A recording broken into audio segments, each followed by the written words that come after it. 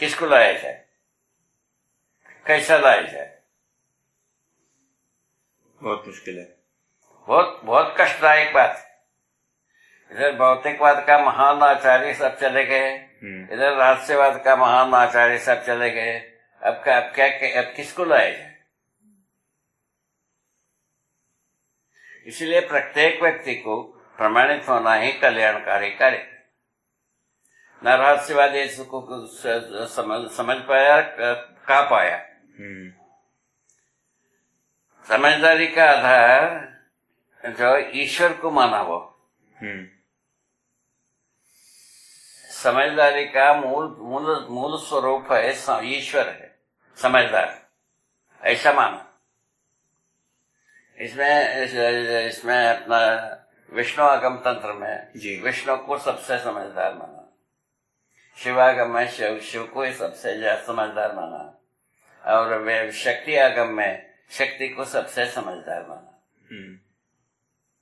सभी में यही लिखा है कि भाई शक्ति आगम में ब्रह्मा विष्णु महेश्वर जो है ना वहां झाड़ू बटाते थे, और शैवागम में बाकी सब झाड़ू बटाते हैं। शक्ति सब जो है ना वैसे ही इनका हाथ पैर दबाता रहता शिव का जी। अच्छा, विष्णु का तो बाकी सब तो चपरासी, ऐसा लिखा है। इसको क्या करोगे? कहाँ ले जाएंगे, कैसा कहेंगे इसको?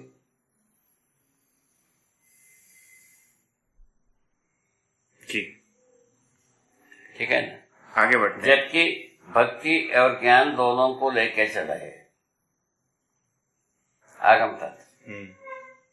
इसीलिए आदर्श जो अपना सनातनवाद है स्वीकार ले आगम तंत्र को। पहले से उपासना की बात का ही था वेद में, इसलिए वेद उपासना को स्वीकारना पड़ा। अभी अपने पास क्या है? समझदार। समझदार होने के लिए सभी स्वीकारते हैं, यहाँ तक हैं, अपने को मिल गए आधार।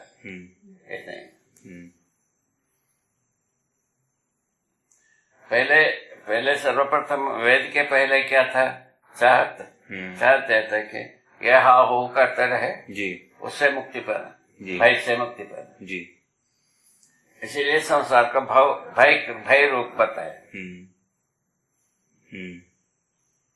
वेद विचार के अनुसार संसार भय रूप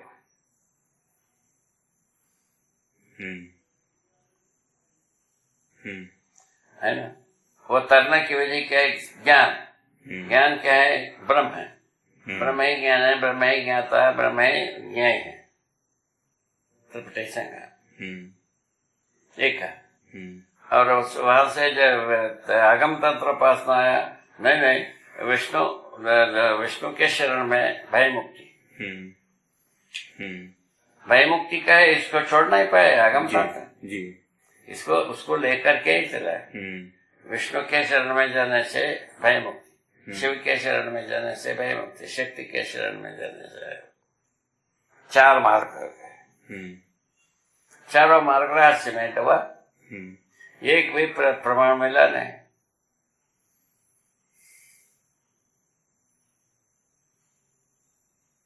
कैसे किए? हम उसी धरती के व्यक्ति हों जहां सभी तीनों आचार्य जन्मा, उसी धरती की जन्मा हुआ मैं व्यक्ति। क्या कहा जाए बताए? सारे आचार्य दक्षिण में पैदा हुए, सारे अवतार उत्तर में पैदा हुए, मध्य प्रदेश के उत्तर दक्षिण। इसको क्या, इस विडंबना को क्या कहा जाए? वेद जो है ना, दक्षिण में भी पैदा हुआ, उत्तर में भी पैदा हुआ, तीनों वेद को एकत्रित हुआ। तीनों वेद एकत्रित हुआ कहाँ? इलाहाबाद में। उसका नाम है त्रिवेणी संगम। तीनों वेद को एकत्रित हुए, उसकी जगह का नाम त्रिवेणी पहले जी। उसके बाद कथा बना अनेक।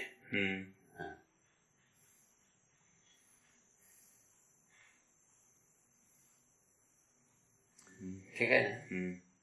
अभी गंगा जमुना दो दिखती है तो सरस्वती दिखता नहीं।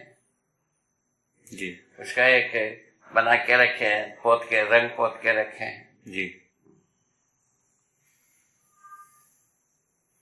क्या क्या सब प्रकार के आदमी। चलो आगे। नेक्स्ट पॉइंट क्या हुआ? यथार्थ। यथार्थ। यथार्थ यथार्थ जी जैसा अर्थ है उसी के अर्थ क्या है? तो जो अपने सहित व्यवस्था में जीना।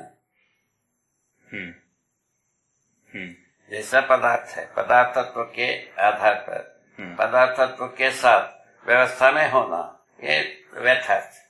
यथार्थ जैसा अर्थ है वैसा समझना। चार अवस्था को अलग से समझने के लिए तो करती है। चार अवस्था का अर्थ अलग अलग है।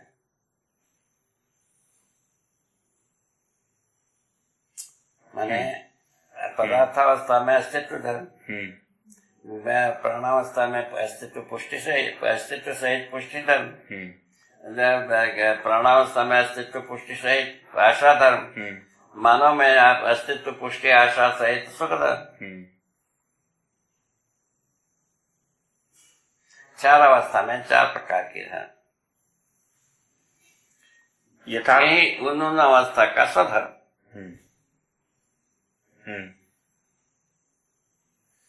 ये आपने अभी जो कहा कि यथार्थ जो है त्व सहित व्यवस्था, इसमें समग्र व्यवस्था भी में भागीदारी भी है। व्यवस्था में जीने वाला वस्तु, होने वाला वस्तु समग्र व्यवस्था में क्या भागीदारी करता ही? स्वयं में व्यवस्था नहीं है, समग्र व्यवस्था में भागीदारी करता नहीं। यथार्थ को समझना मतलब स्वभाव को समझना हुआ। रूप, हाँ, धर्म और स्वभाव, धर्म और स्वभाव को दोनों को समझ। मतलब स्वभाव को समझ रहे हैं तो उसमें धर्म समाहित है। स्वभाव जो है ना, प्राणावस्था में स्वभाव प्रकट हो गया रूप में, सारक मारक रूप में, प्राणावस्था है ना। ऐसा संगठन विघटन रूप में पदार्थावस्था, ये सब प्रकट हो गए। हम जो है ना, मानव जो है ना, स्वभाव के धर्म के आधार पर स्वभाव को पहचानना, धर्म को प्रकट कर पा रहे हैं कि नहीं, यही स्वभाव है।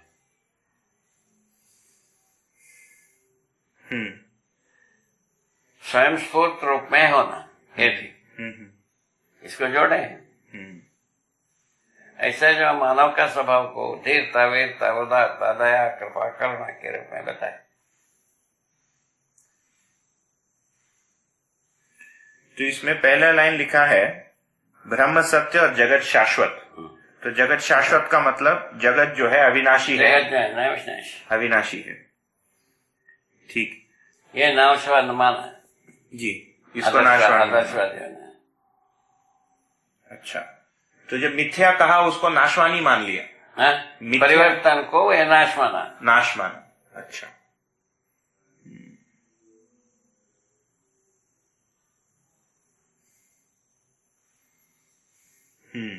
परिणाम परिवर्तन को ये नाश मान लिया।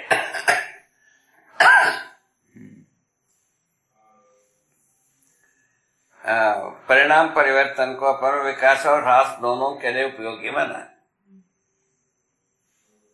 बहुत सुंदर। मानव ह्रास के लिए काम किया, प्रकृति जो है विकास के लिए किया। मानव ने नाश के लिए किया, इसका प्रमाण है धरती बीमार होना, पॉल्यूशन छा जाना। मानव प्रवृत्ति में सभी अपराध को वैध मानना। जो रूप गुण स्वभाव धर्म का जो आपने पहचाना, एक एक इकाई में रूप गुण स्वभाव धर्म है, ये पहले इसकी कोई कल्पना है? इसको तो माना ही नहीं ना, माना ही नहीं, किसी का स्वभाव को माना ही नहीं। अच्छा, स्वभाव जो है ना अध्ययन में आया ही नहीं। कहाँ आया? माने एक इकाई के 4 डायमेंशन है, इसको पहचाना नहीं। सत्य बोलना है, यहाँ तक आए। सत्य बोलना है घटना विधि से। जैसा बच्चे जो घटना विधि का सत्य बोलते हैं, जैसा माई बाप जो बोलते हैं उसे ऐसे ही बोलते हैं, करते हैं उसी को कहते हैं, इसको सत्य माना। दोहराने को सत्य मान लिया। समझ के आधार पर सत्य को नहीं बोला। सत्य के बारे में बता नहीं लगे, ये समझने वाली वस्तु नहीं है, अवांग मानस गोचर है। सत्य जो है ना समझने योग्य वस्तु नहीं है। सत्य को ब्रह्म में कहा, ब्रह्म सत्यम जगन मिथ्या। सत्य जो है ना समझने योग्य नहीं है। ठीक है ना। वो कैसा प्राप्त होता है? तो वेदांत का श्रवण मनन निधिध्यासन होता है। वेदांत का श्रवण करने पर हमको क्या हुआ? हमने कहा सब झूठ है, कहने में आ गए।